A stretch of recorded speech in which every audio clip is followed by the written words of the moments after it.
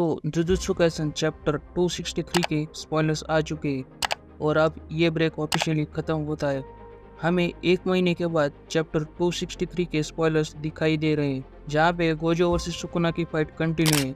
लेकिन ये चैप्टर सिर्फ 13 पेज का ही है। बिना किसी देरी के हम जुजुत्सु काइसेन चैप्टर 263 के स्पॉयलर्स की ओर बढ़ते। तो चैप्टर 262 जहाँ पे खत्म हुआ था, वहीं से ही चैप्टर 263 शुरू हो जाता है, जहाँ पे रिका फुल्ली मैनिफेस्टेड है और वो यूटा की बॉडी को पकड़कर रो रही है। जहाँ पे सुकुना और गोजो क्लोज कॉम्बैट में भिड़े हुए हैं और यूटा गोजो के अलावा कोई भी कर्स टेक्निक को यूज नहीं कर सकता। इनफैक्ट यूटा ये चीज को नोटिस करता है कि सुकुना के दोनों लेफ्ट आर्म कटे हुए हैं। इसका मतलब अब वो कटिंग स्लैश का यूज नहीं कर सकता, जो सेम मूव है जिससे वो इन्फिनिटी को बाईपास कर सकता है। इसका मतलब ये है कि यूटा को पता चल चुका है कि वो कटिंग स्लैश का इस्तेमाल नहीं कर सकता, तो उसको अपनी इन्फिनिटी को मेरी इन्फिनिटी से बाईपास करने के लिए सिर्फ उस पर डोमेन एम्प्लीफिकेशन ही बचा है। जहाँ पे यूटा इस चीज का एडवांटेज लेके सुकुना को पकड़ता है और उसके पेट पर बहुत जोर से एक किक हिट करता है, क्योंकि गोजो की बॉडी यूटा से काफी लंबी है। इसका मतलब ये है कि यूटा को प्रॉब्लम आ रही है इसके लंबे पैरों से।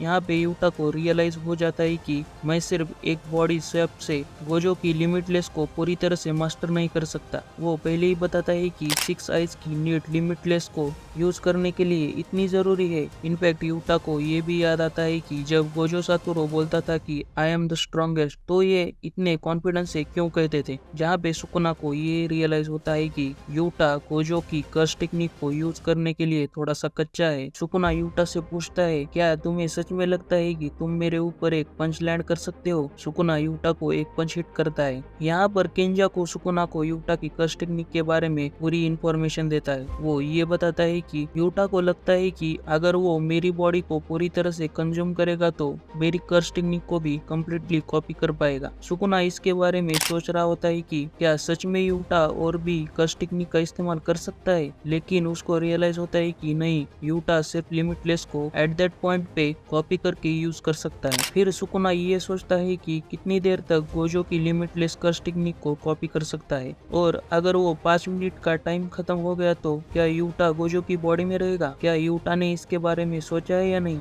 लेकिन जितनी देर में सुकुना बोलता है या उसको रियलाइज होता है, उतनी देर में उसको कुछ याद भी आ जाता है कि यूटा भी पर्पल होलो का यूज कर सकता है। अब इससे पहले हमें एक फ्लैशबैक दिखाया जाता है जहाँ पे यूटा सोल स्वैप टेक्निक का यूज करके वापस आया था। गोजो ये कहता है कि तुम अभी भी मेरी कर्स टेक्निक को यूज करने में काफी इनकंसिस्टेंट हो, लेकिन माँ की बोलती है कि गोजो सिर्फ इसीलिए ये कह रहा है कि क्योंकि वो थोड़ा सा सख्त बनने की कोशिश कर रहा है। तुमने बहुत अच्छी परफॉर्मेंस दी। बट उसके बाद यूटा यूज करता है गोजो का पर्पल होलो। अब यहाँ पर यूटा पर्पल होलो का यूज करने ही वाला होता है कि बट सुकुना बीच में आ जाता है और यूटा का हाथ पकड़ लेता है। सुकुना बोलता है कि वो यूटा को पर्पल होलो का यूज करने नहीं देगा। तभी उनके डोमेन एक्सपेंशन को तोड़कर एक टेप रिकॉर्डर आता है। टेप रिकॉर्डर में से आवाज आती है इंग्लिश और स्पेनिश, और वहाँ पर सब लोग फ्रीज हो जाते हैं। सुकुना इस चीज को नोटिस करता है कि ये तो इनुमाकी है। यहाँ पर इनुमाकी सुकुना को फ्रीज कर देता है और यूटा को रिलीज करता है। अब यूटा यूज कर रहा है पर्पल होलो और वो रेडी है सुकुना को इस पर्पल होलो से हिट करने के लिए। और इसी के साथ चैप्टर 263 के स्पॉयलर्स खत्म होते हैं। इनुमाकी के आने के बाद सुकुना एक बहुत बड़ी डिफिकल्ट सिचुएशन में आ गया है, और अगर ये पर्पल होलो सुकुना को हिट हो गया तो सुकुना बहुत ज्यादा डैमेज हो जाएगा। अगर ये वीडियो आपको पसंद आ गई है तो इस वीडियो को लाइक कर दो और चैनल को सब्सक्राइब कर दो। मिलते हैं अगले वीडियो में। Bye bye.